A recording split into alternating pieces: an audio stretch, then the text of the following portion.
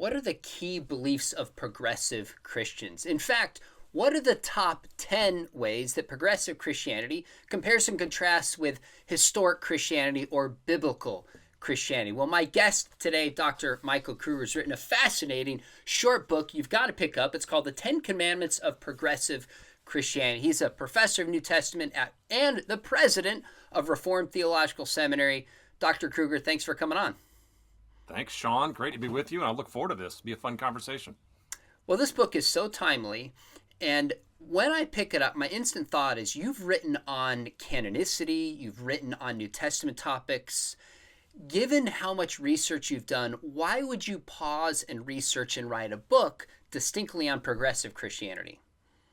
Yeah, it's a great question. Anybody who's involved in ministry hits a variety of topics from time to time, and this just kept popping up over and over again. In fact, I had a person at my church who sent me a devotional by Richard Rohr, and we'll come back to this later, that his mother was reading. He was really concerned about what his mother was reading in this devotional, and it laid out these 10 things, and that was the thing that sparked it for me. I was like, you know what?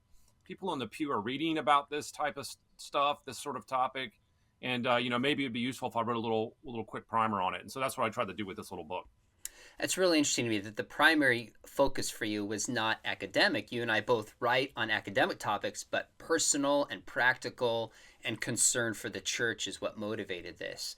That's right. Yeah, I think people get, bothered and upset, just the average person in the pew. And, in the academic world, we tend to write in academic space. But in this book, I'm shooting for sort of the average person out there. So you use at the beginning kind of great J. Gresham Machen and what he wrote on liberal Christianity decades ago, last century, and compare that with progressive Christianity. Why do you compare and contrast the two? Yeah, well, Machen's book is a classic, right? I tell my students, look, you got to read Christianity and liberalism before you get out of seminary, because it's a great look at a contrast between two different systems, both claiming to be Christianity. But what Machen's point is that what he called liberal Christianity is not really Christianity at all when you whittle it down. It's actually something that has the same language, but the core truths are taken out of it to make it more acceptable to the day he lived in. Now, what's crazy is that, Machen was in the early 20th century, right? Yeah. We're talking like 1930s here. And so the fact is, in his day, he called it liberal Christianity. You could still use that terminology today, but really today we would call this progressive Christianity. The terminology is neither here nor there, but it's the same idea, which is, people think they can reinvent the faith for each generation to make it palatable to the culture they're in. And what I wanted to point out in the book is that this is not that different than what Machen dealt with, and not that different than what even every generation deals with, where there's always an attempt to make Christianity more acceptable. And obviously we don't want it to be hindered by unnecessary roadblocks, but at the same time, we want to stick to the historic truths Christians had always believed. So is it fair to cite Ecclesiastes that there's nothing new under the sun and say at its core, there's maybe some nuances and some particularities, but there's really nothing new about progressive Christianity the church hasn't dealt with before? Yeah, it's actually kind of quite old. The term progressive is an oxymoron in that sense. It's kind of microwaved. It's kind of microwaved Christian liberalism for a new era. But when you peel back the layers, it's the same thing that Machen dealt with, and arguably the early church dealt with a lot of these same things. And so, every generation has to, unfortunately, go through the same battles over and over again. That's just the way the thing works. And what's helpful about church history is it gives you a big perspective that this isn't a new thing, and that's important to know. So when we talk about progressive Christianity, this is a term that can mean a lot of different people and a lot of different beliefs. There's some people who call themselves, or at least are called by others, as progressive Christians and seem to have an orthodox Christology. That's right. There's others who've completely abandoned ship on sin, resurrection, deity of Jesus. So when you use this term progressive Christian, where did you get these 10 commandments from? And tell us a little bit more of what you're referring to. Yeah, so this is a really important point you make, which is the term progressive gets lobbed around by all kinds of people, and we want to make sure we don't use it frivolously or inaccurately. Some people, when they use the term progressive, they just mean sort of modern Christians, right? Or even people who like maybe contemporary Christian worship rather than hymns only, they're considered progressive Christians. That's not what we're talking about here. We're talking about progressive Christianity as a jettisoning, when you jettison sort of the core Christian historic truths. And the key word there is core. We're not talking about peripheral things, debatable matters. We're talking about historic, fundamental Christian doctrines. And so that's what I mean by progressive. And where I got the Ten Commandments is really concrete. I mentioned a moment ago, Richard Rohr had a devotional where he mentioned 10 things that every Christian should believe. Okay. And if you don't know who Richard Rohr is, the audience, you know who he is, but the audience may not know.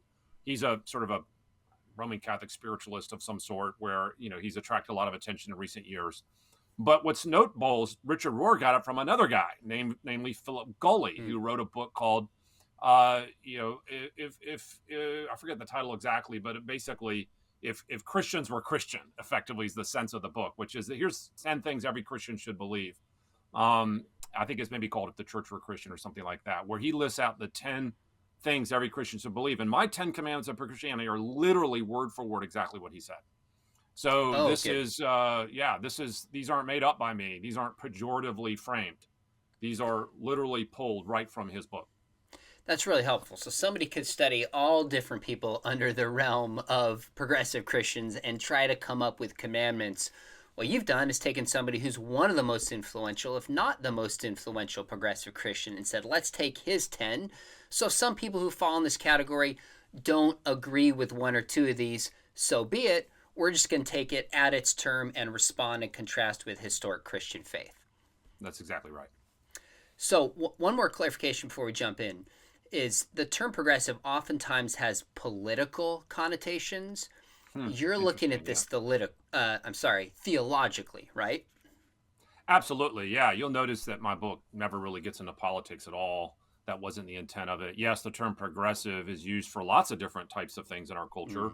And it's certainly used politically, but that was not part of the book, nor part of my conversation partners.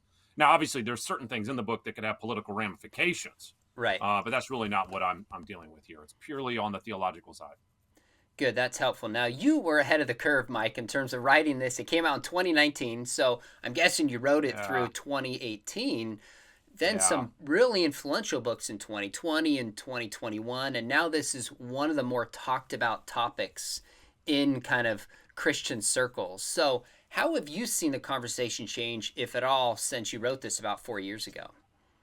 Yeah, this has been remarkable. I wrote it, like I said, out of a personal story, and I'd seen it out there, but I think in some ways it was ahead of the curve because, as you indicated, things have sort of exploded now with this conversation of progressive Christianity. There's been a number of other books. There's been a number of things online about it. Obviously, 2020 marked a big turning point for our cultural conversations, just with the onset of COVID and how that fractured not just our culture politically, but even the churches were being fractured around that. And so I think the sort of firestorm of the last couple of years has just raised the temperature in all these conversations. So progressive Christianity is still alive and well. It's still a big flashpoint in the cultural conversation. It's as heated as it's been in a while, but I can tell you this: in another 50 years, it'll just come back up again. So one of the things I always try to remind people is you're really not in the unique time you think you're in. I'm not suggesting there's never unique things about a particular cultural moment. There are, but on the scope of it, we just have to realize that actually this is somewhat cyclical, and that's okay. That doesn't mean we don't have to get engaged. It just means that we should keep the larger perspective in mind. So you start the book with a title that I thought was interesting and indicates where you go in the book. You titled it A Master Class in Half-Truths. Why that title, and how does it frame where you go in the rest of the book? Yeah, so one of the things about the Ten Commandments of progressive Christianity is they're not all wrong. And what I mean not all, what I mean is there's an element of truth in each one of them. In fact, when you read some of them, you're thinking to yourself, well, I kind of agree with that. There's some sense in which you might find yourself saying, well, that sounds reasonable to me. Now, of course, you have to read Gulley's actual book to know what he means by each of these Ten Commandments. But at the front level, they can sound very reasonable, very common sense. You can think, well, I find that plausible.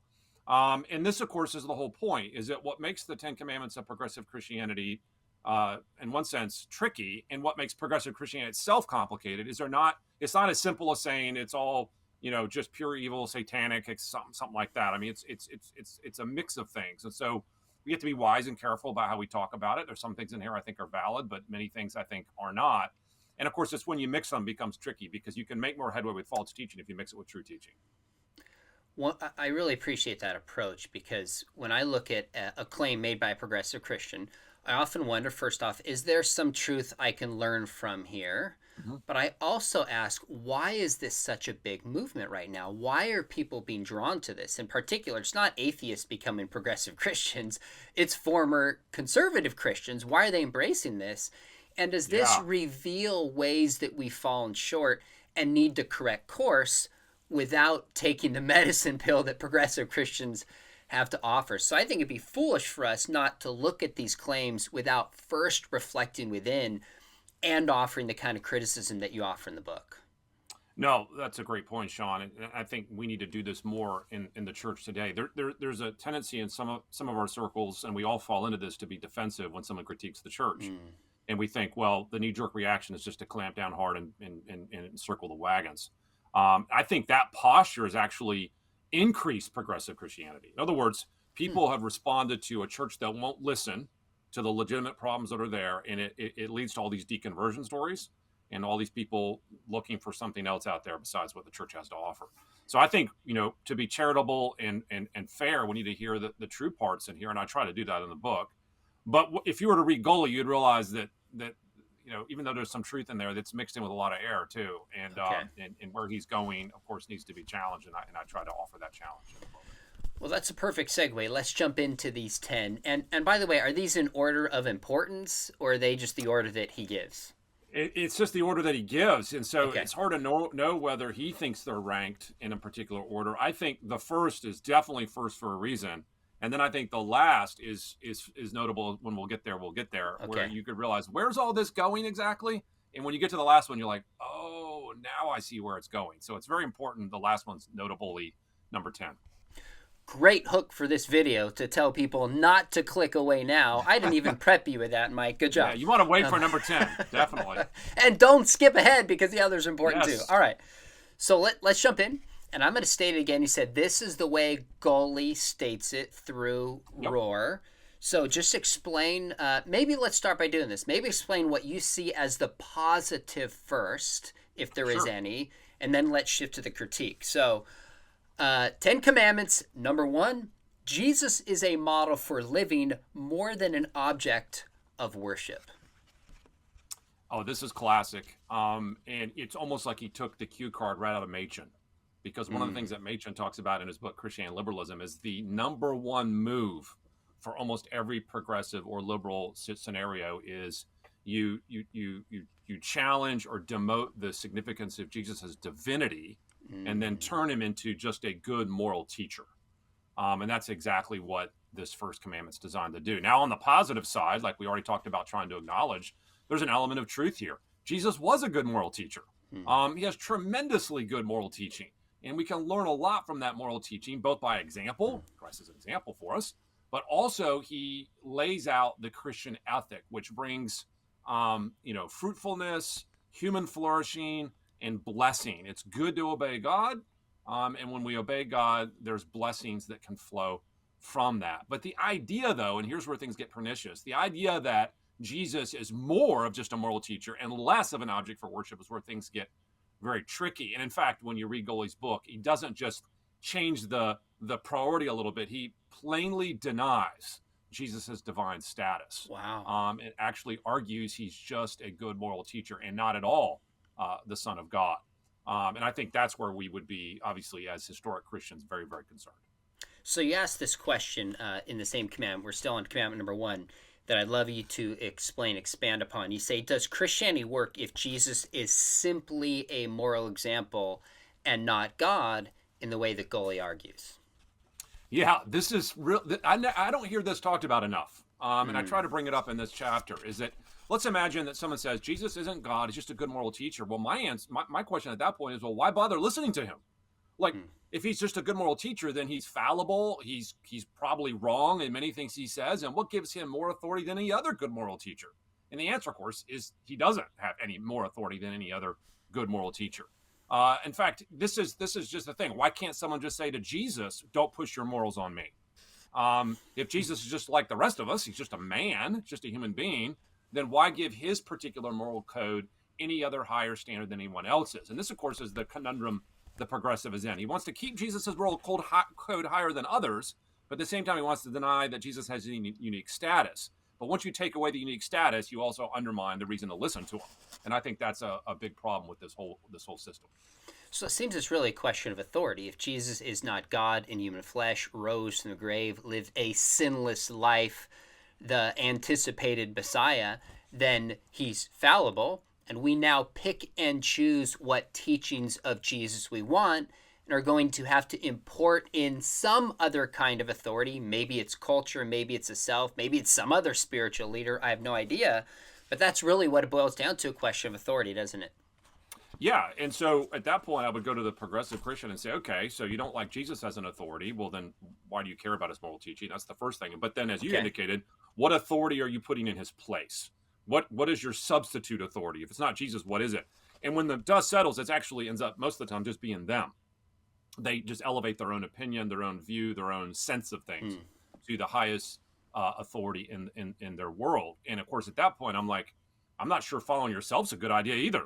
And I would point out the limitations of our own fallible reasoning in sense of things. So one more point before we move on to the second commandment is you say that this turns, let me read exactly, you said, by removing the person of Jesus from the equation as an object of worship, it essentially makes Christianity a religion of moralism. What do you mean? Yeah, so what makes Christianity fundamentally different than other religious systems isn't it just a list of what you do or don't do, despite people's perceptions that that's what it is. But rather, Christianity is actually about worship. It's about following a divine person, namely Jesus of Nazareth. As soon as you take the personal sense out of it, it just becomes a code of what to do. And then it's no different than any other religious system out there, which would be what we would call moralistic, which is all religion is be a better person. Well, Christianity is not that. I say this later in the book. Christianity is ironically the opposite of that. It's not be a better person, although God does want us to be holy, but rather Christianity is about how God takes bad people and saves them by his grace. And that is, once you take that out, you've made it something other than Christianity. And of course, this is the whole point Machen's book of Christianity and liberalism is once you take out Jesus, then you don't have Christianity anymore. You have a man-made religion. And that is exactly the point I wanted to make here in this chapter. Commandment number 2, you say affirming people's potential is more important than reminding them of their brokenness. Yeah, so if commandment number 1 was let's demote Jesus' divinity and make him a good moral teacher, commandment number 2 hits at the second thing that progressives don't like. And they don't like this concept of sin. And so this second commandment is a way to say sinfulness really isn't the problem. Sinfulness isn't as bad as you think it is. And let's just stop talking about sin. Now, of course, on the positive side, still trying to give credit where credit's due, there's an element of truth here too. The message of Christianity isn't only about people's brokenness. It's not only about people's sinfulness. It's not like we want to be, quote, negative Nellies all the time and that every message from a pulpit is always, You're terrible, you're terrible, you're terrible. No, that's not it at all. And let's be honest, some churches feel that way. There are some churches that seem like that's the only message. But Christianity, we would say, is a message of redemption.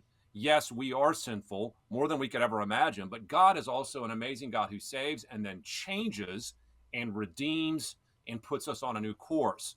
And so what I want to bring out there is, yes, humans have tremendous potential. They're made in God's image, and you want to honor that. But you also have to acknowledge they're marred and they're fallen, and you don't just get them back on track by saying try harder. You get them on track by what Jesus has done to redeem and change their hearts so they can go forward and obey God properly. So here's the thing, is that the essential Christian message starts with the message of sinfulness, and that leads to the need for the cross and for redemption. You take that away, once again, you have something that's not Christianity, and that's exactly my concern here in this second point. Is that why so many progressive Christians are critical of substitutionary atonement? Oh, well, yeah, absolutely. They're actually critical of it for many reasons, but one is this, is that substitutionary atonement demands that you view God as wrathful, that you view him as upset by sin. And if sin's not that big a deal, then it doesn't make sense why we have a wrathful God. and you want to take that out of the equation. And one of the ways you can take that out of the equation is by denying the substitutionary nature of the atonement. Because as long as you have the atonement as substitutionary, then whenever you look at the cross, that's a grand declaration of the depth of sin, look what the price has to be, and how much God cares about it, that he must punish it. And so substitutionary atonement then is a key part of the Christian message. And that's why I think that is something that progressives always want to remove. This is where I think Machen is right. If we diagnose the problem differently, we're going to have a different solution and ultimately a different religion, even though they use the same name. That's exactly right. Commandment. This is where sorry, go ahead. No, please go ahead and make the point. No, I was just going to say that the one thing for people to keep in mind is that oftentimes progressive Christianity keeps the old nomenclature and keeps the old terminology. And so they'll even say things like Jesus saves you, or Jesus is your savior, but they don't mean he saves you from sin and from the wrath of God. They mean he saves you from a life of brokenness or a life of inauthenticity or something like this. And so we always have to realize that language can be preserved even though they fill it with a different meaning. Very, very helpful. Let's move to commandment number 3. The work of reconciliation should be valued over making judgments. Yeah, so this is another classic move in the progressive system. This chapter effectively could be renamed as Stop Judging People or Don't Go Around Judging People All the Time. It's almost like this chapter is tapping into the one verse it seems like everybody on the planet actually knows from the Bible. Judge not lest ye be judged, which seems like the one verse everybody knows. But I would argue here that they take that significantly out of context. Now, on the positive side, again, I think Goley's probably tapping into a real problem. There are some churches that seem mighty judgmental, and by that, they seem to be Pharisaical. They're always policing people's behavior, even when it's not about the Bible. They're micromanaging people's decisions, even though it may not be something clear in Scripture. And you can feel that in some churches, where everything seems to be all about behavioral control and telling people they're wrong all the time with this perpetual finger wagging. Okay, we don't want that, and we can acknowledge that's a problem. On the flip side, talk about throwing out the baby with the theological bathwater. They've gone the exact opposite direction, where now you have a situation where we really can't go around telling anyone they're wrong. And the real problem with the church is that they go around telling people they're wrong all the time. They go around telling people that they're sinful. Now, of course, I point out the inherent flaw in that is that as soon as you say you shouldn't go around telling people they're wrong all the time, you actually are doing the very thing you're prohibiting, right? Which is telling people they're wrong for going around telling people they're wrong. And of course, that's ironic that particular paradox isn't noted in this very point. I've had some different progressive Christians be critical of me and my views and make judgments, which is actually fine. I think we should. It depends on the spirit and manner in which we do it. But your point is, both sides are making judgments, and Jesus said in John 7, make a righteous judgment. So if we're both making judgments, then one can't be called, well, we're just non-judgmental, you're the judgy one. No, we both are, just in different ways. Let's at least own it. I think it's the heart of... My experience is that some of the most judgmental people are the people who are upset by judgmentalism. And they're going around very upset about everybody being so judgmental, and they don't realize they're being judgmental as they rebuke others for the same thing. And so your point is exactly right. Let's just be honest. Everybody get on the table and realize we're all making truth claims here. We're all claiming to be right, and we're all saying someone else is wrong. There's nothing illegitimate about that. Let's get it all on the table and have a fruitful discussion, see if we can make some headway rather than pretending that it's not allowed to say that someone's right and that someone's wrong. Now, before we move to the fourth commandment, you made a point here that just jumped out to me. You said, the fundamental problem with the progressive approach to judging is that it undercuts the very goal it is trying to achieve, namely human reconciliation. How so? Yeah, so one of the things that Goley tries to get at in the chapter I'm responding to here is that, we want to bring people together. We don't want to separate people by judging them, right? We want to bring people together and create unity. Well, we as Christians would be all for that. But the problem is reconciliation can only happen when wrongs are acknowledged, right? When they're owned and repented of. And you can't have that happen if you refuse to make statements about people's behavior. It's almost like, we want to bring people together but never say anything's wrong. Well, you're not really bringing people together, because you can only bring people together if there's some acknowledgement of the wrong done. I mean, imagine a father who abused his child as a parent. And then they're estranged for their whole life. How are you going to bring those two together unless you say to the father, your abusive behavior was wrong. You need to repent and ask for forgiveness. That's the only way you're going to reconcile with your child. You can't just say, well, that's judgmental. That doesn't make any sense. You need that judgment in order to bring reconciliation. So this is my point. It actually undercuts their very goal. They want to bring reconciliation without saying there's right or wrong, but that's the very thing you need in order to have reconciliation in the first place. That's a great point. Let's move to commandment number 4 is gracious behavior is more important than right belief.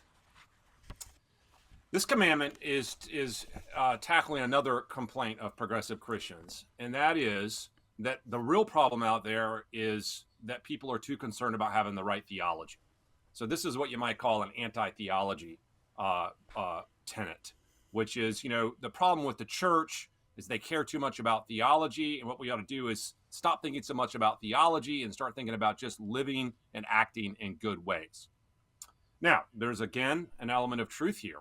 There are some people who put such a priority on good theology that they don't ever exhibit gracious behavior.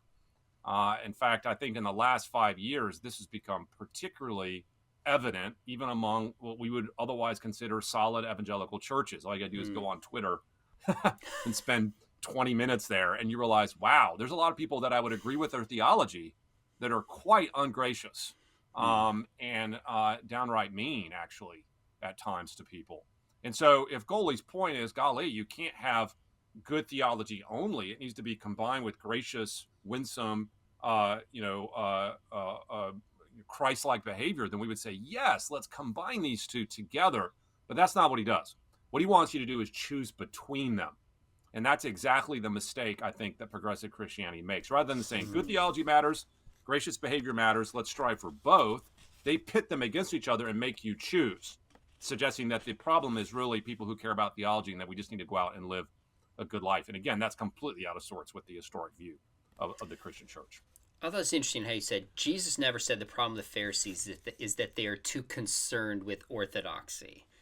And then you said it wasn't that they cared too little about good theology. I'm sorry, it wasn't that they cared too much about good theology, but they cared I think I said the other way around. I'm glad you... Make sure I get that right. So you said exactly. It wasn't that they cared too much about good theology. They cared too little. And then you say teaching people good theology is not the problem, but the solution. How so? Yeah, well, this goes back to a caricature of Pharisees. And there's so many caricatures of Pharisees out there that if you care about theology, you're just a Pharisee. But that was never the problem with the Pharisees. The problem with the Pharisees, as I pointed out, was hypocrisy. That they would say one thing and do another. And then the other problem with Pharisees is they would impose man-made rules on people. So when I say good theology is the solution, not the problem, what I mean is if the Pharisees had good theology, they wouldn't have done either of those things. Good theology says hypocrisy is bad, and good theology says you only enforce God's rules, not human rules. Only God has the right to bind someone's conscience.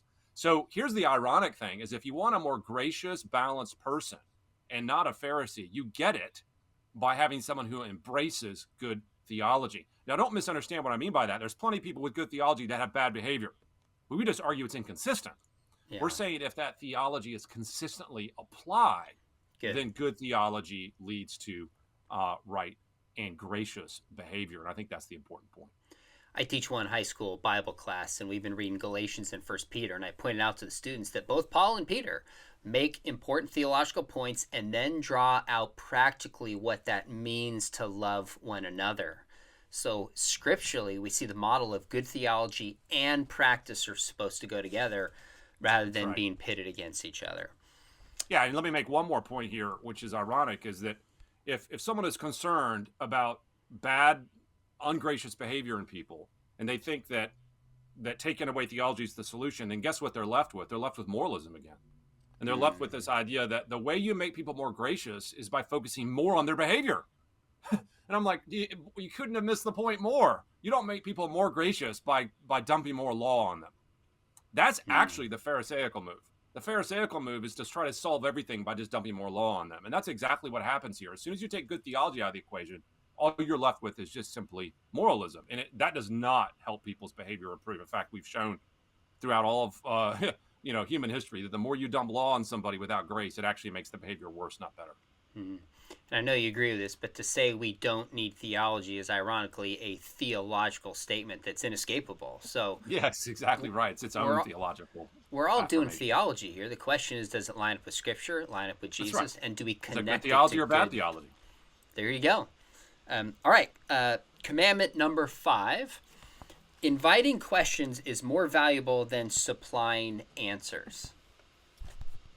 Yeah, so if we're ticking our way down the list of what progressive Christians believe, this is a big one.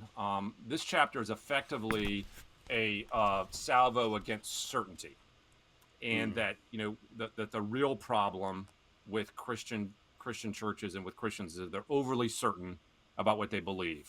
And the better way to go is to just to not be so certain and just be a perpetual person on a journey. In fact, this is really part of what's coming up too in the next chapter. Not trying to skip ahead, but chapter 6 is very similar to chapter 5. Both of those are like, hey, let's stop being so certain. Let's just view ourselves on this theological journey, and let's ask more questions than providing answers. Now, again, there's a positive here.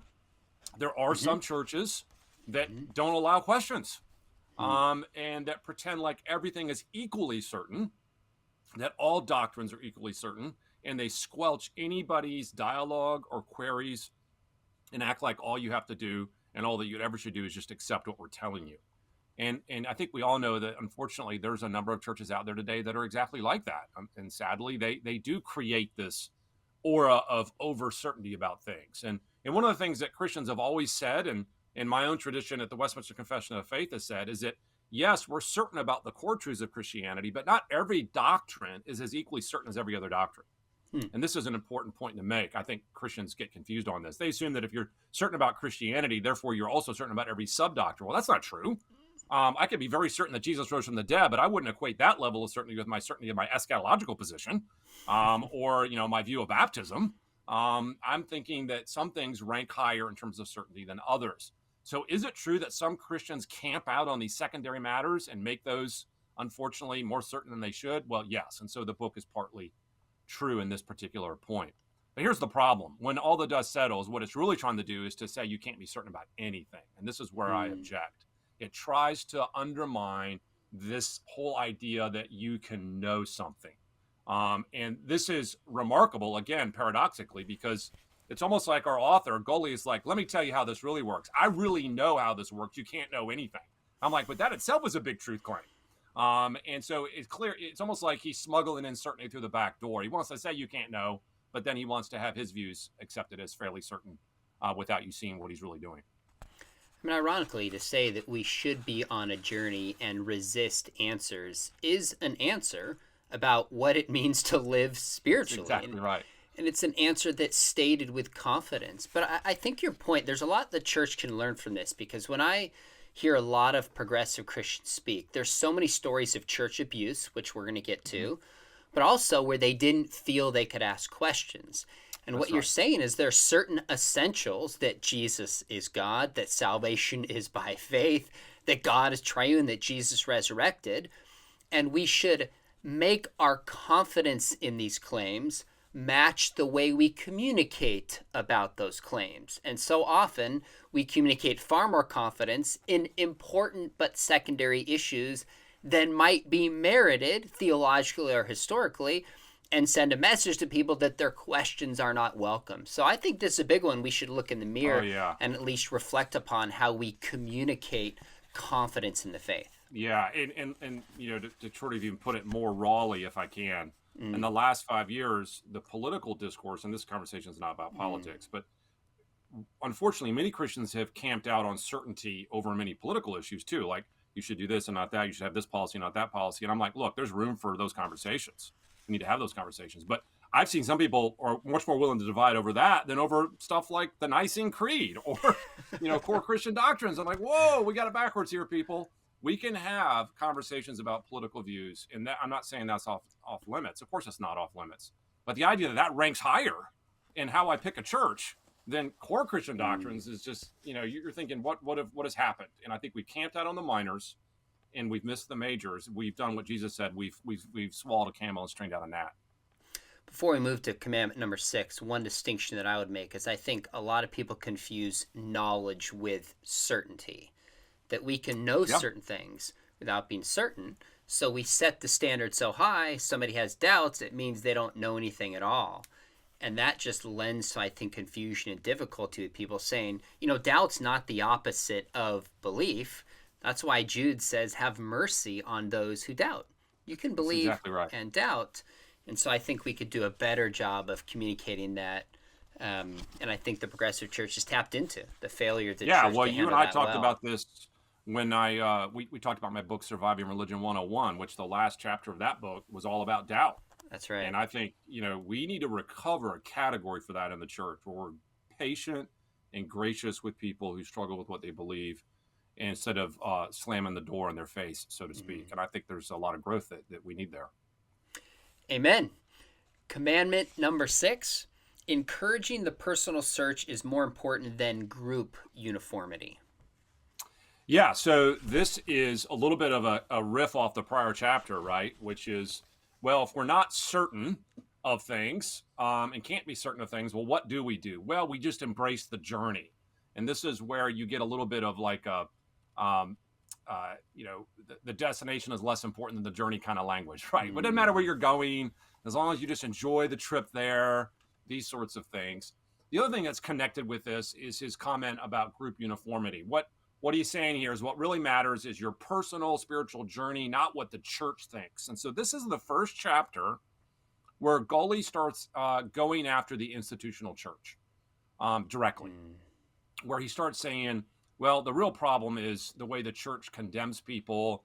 And he has a whole section on how the church should never discipline people or kick people out, so to speak. And so I have a section here on the proper role of church discipline and how that's an appropriate part of any church. Now, again, though, he's partly right. There are churches that are operate with a heavy hand, where they slam down questions, they over police people's behavior over micro issues, and they rule with an authoritarian posture. And I think we all would agree that is unbiblical itself. But you don't, again, throw out the entire church infrastructure under the heading of, well, the churches misuse their authority, so therefore we don't ever have any church authority. Everything's now personal.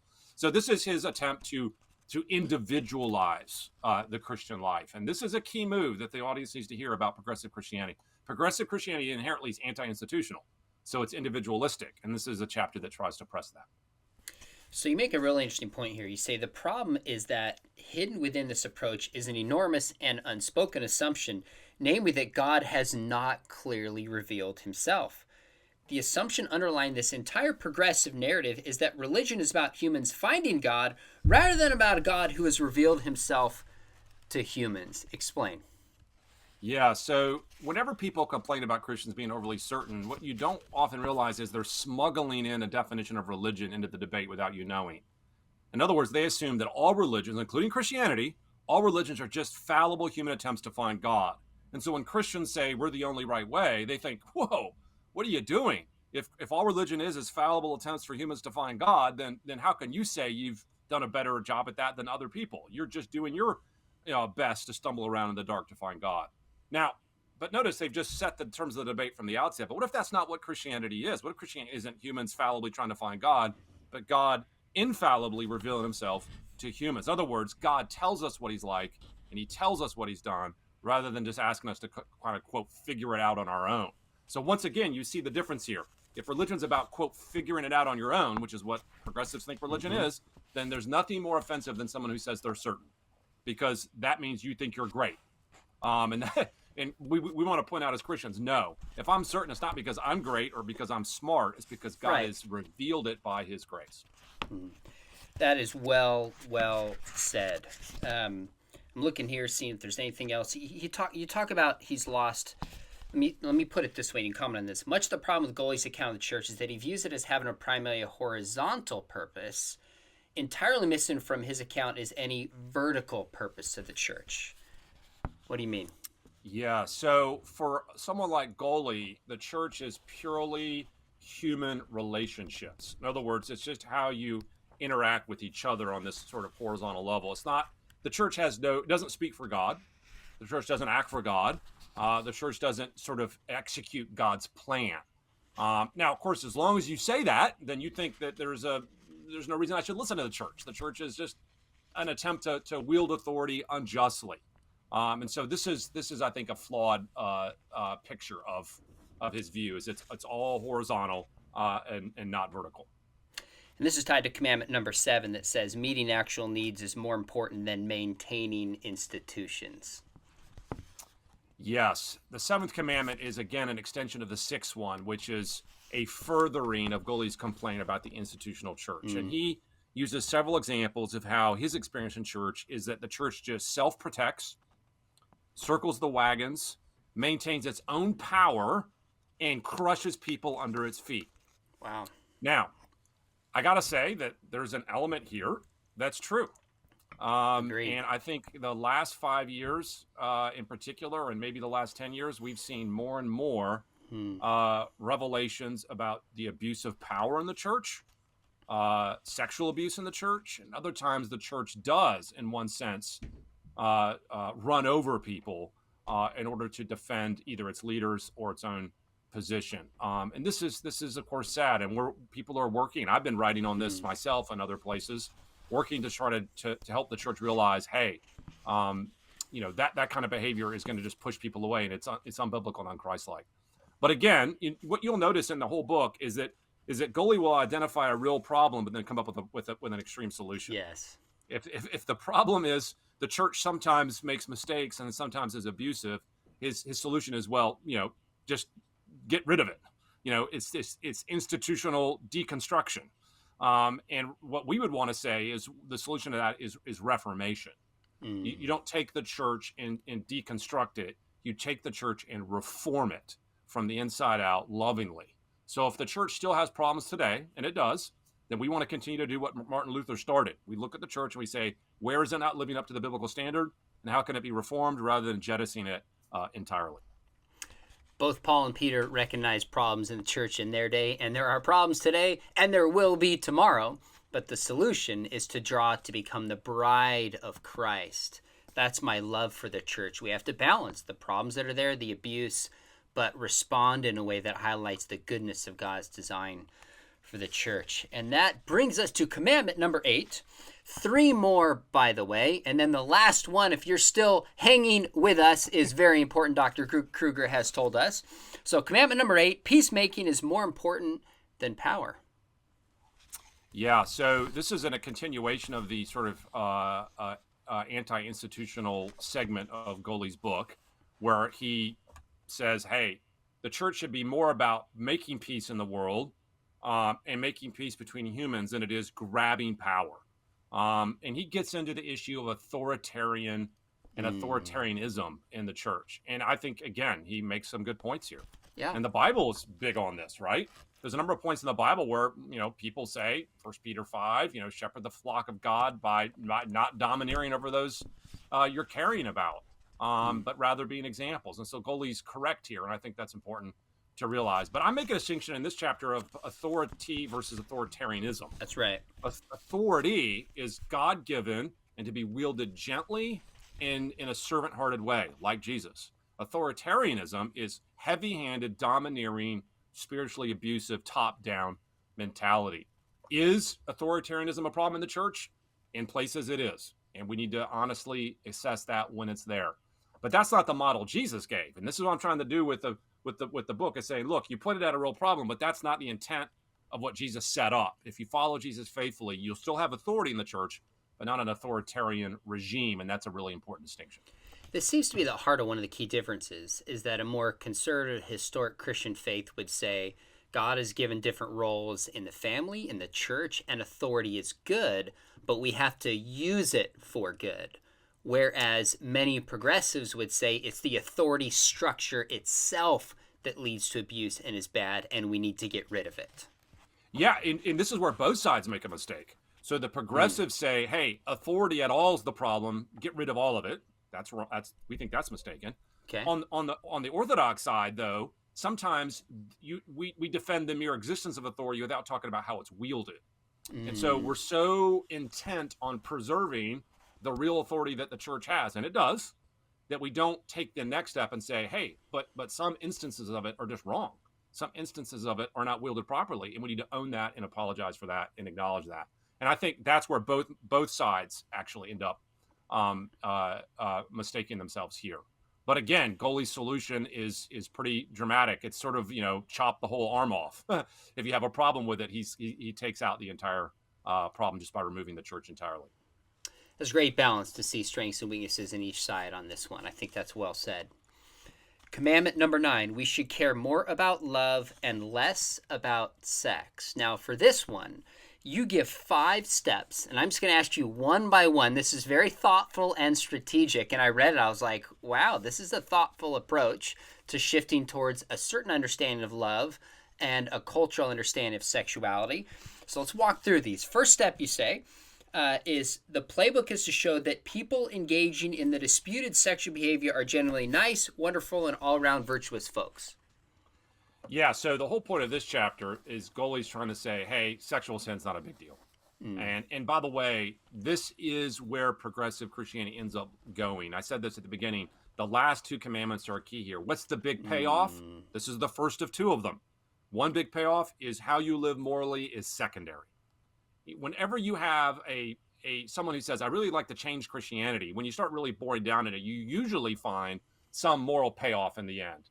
And here he kind of gets to it. I'm amazed at how plain he is about it, actually. I didn't think he would just sort of own it. But basically, the big payoff is, well, if what I've said is true and you can't really have certainty about anything and Jesus really isn't the Son of God and all that, well, therefore you can live how you want sexually. Now, of course, he knows he has a long way to go to prove that. So he comes up with a strategy, and you're saying you're recounting the strategy I laid out. And step 1 is you try to take the person who's engaging in the questionable sexual behavior and talk about how virtuous they are in other areas. They're nice, they're gracious, they're kind, wonderful people. That's step 1, and that's part of the playbook. And what does that accomplish? What's the purpose in showing they're nice, kind people? People have this built-in assumption in their mind that if someone commits immoral behavior, they must be awful people in every other category. And that's not a biblical view, but it's a view that many people have. And so if you can just show them they're good people in other categories, they assume that whatever behavior they're committing here must not be bad. And that's a strategic move. It makes you emotionally attached to them. By the way, movies do this all the time. When movies want you to cheer for an illicit relationship, the way that movies get you to cheer for an illicit relationship is to make you like both people and see how good they are and really cheer for them to be together. It's the same strategy in the end. That makes sense. So step number 2 is to downplay God's holiness. He's not concerned about sexual sin anyway. It doesn't really bother him. He has more pressing concerns. Yeah, this is brilliant. So first of all, these people aren't so bad. Secondly, God is not worried about this. He's got bigger fish to fry. So God, you play God as if he's just not that bothered by sexual sin. He's got, more important things to worry about. Now, of course, that denies the Bible, because the Bible, God talks about sexual sin a lot. But again, the progressive Christian movement isn't so much concerned about the Bible. It's concerned about creating their own vision of God. And this vision of God is a God who's fairly laid back about sexual things. Step number 3. And you say it's similarly brilliant. And I appreciate that you're recognizing that the strategy is effective, because it is. And you say, Goaly shows how the sexual sin brings some positive outcome. And since it has some positive outcome, it must be good. Yeah, this is a brilliant move. He gives an example in the book of this elderly couple who were financially strapped, ended up living together outside of marriage. But you know what? They were lonely. They needed companionship. And so, golly, look at this good result. Now their loneliness is solved and they're financially stable because they're together. And he creates the sense where you get pulled in and you're like, yeah, look, if you break God's laws about sexuality, it can lead to good results. So maybe the laws were bad to begin with. And it just sows doubt in the reader. So I'm just going to recap this really fast. If people who engage in disputed sexual behavior are genuinely nice, God's not really that concerned about sexuality, step 2. Step 3, it brings some positive outcome. Then that brings us to step 4, which is actually, right? Those who, it says, it's not the people engaging in sexual sin who are the problem. It's the guy or girl, presumably, who points it out. Yeah, the problem isn't the problem. The problem is the person who points out the problem. And this is classic move. So now it's the people engaging in the sexual behavior are good people. The really bad people, those Pharisees who are calling it out as immoral. And those are the mean-spirited and cruel people. And so he portrays them as, Pharisaical, condemning, judgmental. and so on. And that's a standard strategic move. They're not trying to love you by pointing out your sexual sin and to help you live a more blessed life. They're trying to destroy you. And then step 5, and it's interesting, this comes at the end, is to show that Jesus is on your side. So the final step in justification of sexual sin is ostensibly to enlist the help of Jesus. Yeah, this is amazing. Everybody wants Jesus on their side. So, That's of true. course, they want Jesus on their side here, too. And so, at the end, well, Jesus was for sinners, too. And there's usually some generic appeal here to how Jesus loves sinners, and therefore he'd be okay with this sexual sin. But, of course, entirely forgotten in that, yes, Jesus does love sinners, but time and time again, Jesus calls the sinners to repent of their sin and not stay in their sin. And that, of course, is conveniently left out when he claims Jesus is on his side. This really brings us back to a point that was made earlier in terms of authority. Do we start with what Jesus said in the scriptures and work from there? Or do we start elsewhere, wherever that is, and then bring in Jesus? And I think that divides a historic Christian, arguably conservative approach from a progressive Christian approach. It does. And here's what happens is if you start from something other than Jesus and then bring Jesus in later, you simply edit Jesus according to the earlier things you already believe. And so notice it's selective quoting and piecemeal usage of Jesus, because you didn't start with him. You started with some other system, some other authority, and now you're going in and editing Jesus based on that authority. And that, of course, is you're basically creating your own religion at that point.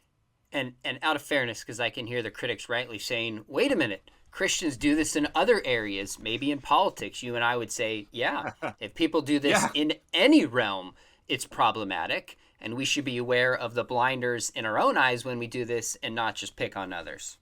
That's exactly right. I mean, Christians are inconsistent in how they apply the Bible all the time. And I welcome anyone to point out those inconsistencies and challenge us to be more consistent and live up to our own principles. But even if Christians aren't living up to the principles, that doesn't mean the principle isn't there. And we want to make sure the principle is still there, even if we're failing to live up to it as well as we want to, which is that God's word in all its parts needs to be followed, not just according to our own preferences. All right, Mike, we're going to come to the 10th commandment. I'm just telling you right now, there better be good payoff because people have hung with us. I'm just well, playing. It depends on what you mean by payoff and what exactly. you mean by good payoff. Well, it's not good, but you can see where we're going to go here. Good cultural theological analysis, that's where the payoff comes in. All right, so commandment number 10, life in this world is more important than the afterlife. Yeah. So remember at the very beginning of this, I said, well, it's all going somewhere. Why would you dismantle and deconstruct Christianity in these progressive ways? Well, payoff number 1, well, you can live how you want sexually. Payoff number 2, the real big payoff is eternity doesn't matter. The only thing that matters now. And so there's this stunning end, and I would argue a sad and tragic end to Goley's book, which is that the only thing that matters is now. And there is no worry that you should have about eternity. I can't imagine a more disheartening conclusion, and I can't imagine a more unchristian conclusion. Because time and time again, Jesus says the sheer opposite of that. Don't care about the things that you can suffer in the present, but care about eternal issues and how you will live forever, whether under God's judgment or under God's favor. And so Jesus actually calls you back again and again to think about eternity, not to think merely about this life. Now, if I'm trying to find something positive in this last chapter, I would say that Christians want to do both things. The here and now matters, yes, but it doesn't only matter at the expense of eternity. Both things matter, both the present and the future. And so this is really a discouraging end of the book for me, but I think I want the listener to realize where the payoff is. The payoff is that, don't worry about eternity. That doesn't matter. All that matters is your life now. Raise that up to ultimate importance now. Enjoy yourself now because forever doesn't matter. And I would suggest no. Yes, things are important now because forever matters. And it's going to have eternal significance, whatever you do in the present.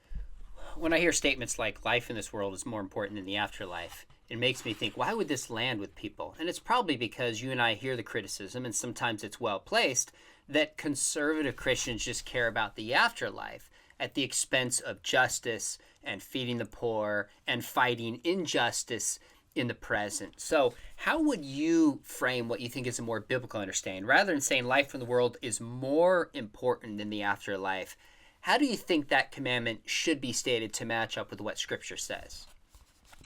Yeah, so I think Jesus does care about the present. Life in the Mm. current world does matter, but it matters precisely because of its implications for eternity. And so, you could rephrase this lots of ways. Everything you do in the present has eternal ramifications. You are dealing with eternal souls every time you interact with a human being.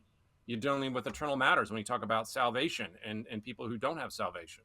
And when you do good things for people in the present and fight for justice, that too has eternal ramifications because of the glory it gives to God and the way it honors his commandments. And so we would want to not do either or. And I think this is where we see the theme coming to an end here. What progressive Christianity does is forces you to choose. And we want to say, no, both matter. Yes, we should do a better job, perhaps, as a church dealing with injustices now and making sure that we care about things in the present. We're not just only eternally minded. But the reason we should care about those things in the present because eternity matters, and those things have implications for eternity. I think that's really said and brings it back. There's a lot of false dichotomies here in terms of whether it's theology or practice, the afterlife or the present. And consistently you're saying it should be both if we want to be biblically based. Now, kind of last question from your book that I think really sums it up is you said if there is no hell, no sin, and no judgment, then progressive Christianity has no other option than to become a moralistic religion. So essentially, at the end, you believe that progressive Christianity, at least as it's expressed by Goley and Rohr, is a different religion, uses the term Christian, but it's a different faith. Is that fair? Oh, utterly. Yeah. You don't have Christianity left because once you take out Jesus and heaven and hell and judgment and sin and atonement, all you're left with is an encouragement to be a good person. And even that's incoherent because what's the definition of good? And who decides what's good? So not only is it not Christianity, it's also not a coherent religion in it anyway, because it doesn't put forward a compelling vision for life because you have no standard for right and wrong and you have no eternal hope. So it is actually a very sad, tragic conclusion to the book. And I want people to see that true Christianity is so hopeful, so joyful, so rich, so much reason to believe it, and so much reason to have hope because of it. Mike, I have so many more questions for you. Like, how do we engage family members who are being enticed by ideas of progressive Christianity? How do we engage online with this? How do churches deal with it? There's so many practical questions that remain to be answered. Maybe we'll do a follow-up in due time. But for now, your book is great. It's a quick read. It's well documented. Bring it back to Scripture. Again, the title is The 10 Commandments of Progressive Christianity. I guess the final question, how do you envision people using this? Just for a little study, for individual study, group study? What's your hope for this book? Yeah, well, I would encourage churches to use it in group settings. Obviously, anybody can read it individually, and I hope they do. But, Sunday school class, home Bible study, and let me say in particular, youth and college groups could sit down with this and go through, a chapter a week. And each chapter is really short and have like a 10-week study. 10's a good number, 10-week study on the 10 Commandments and talk about them. I think, and the key here is talk about them. Don't just lecture to people about it. Dialogue. And I think you'll find this to be really fruitful. I can tell you, teaching a high school class still, if they pull this up and we're like, wow, 4 to 5 pages, big font, I will actually read this and benefit from it. So it's a great tool. Appreciate your work here. Again, pick up the book, The 10 Commandments of Progressive Christianity by my guest, Dr. Michael Kruger. It's fantastic. How can people follow what you are doing? I know you blog. I follow your blog. How else can they keep track of your work? Thanks, Sean. Well, yeah, my blog's the best place. So michaeljkruger.com. My blog's called Cannon Fodder. There I have my latest blog posts, lists of publications, both in book and in print, and travel schedule and other things. So if they want to track what's going on, they can do that. They can follow me on Twitter, which is just at Michael J. Kruger. Really appreciate you coming on. And before you tune away, make sure you hit subscribe. We've got some other interviews like this coming up. And if you want to study apologetics from a distance, would love to have you in our program at Biola. It's the top-rated apologetics program, and this is a topic we go into in depth, including many others. Dr. Kruger, thanks again for your time. Really enjoyed this. Just so thoughtful. We'll do it again soon. Thanks, Sean. It was a lot of fun. Let's do it again soon. You got it.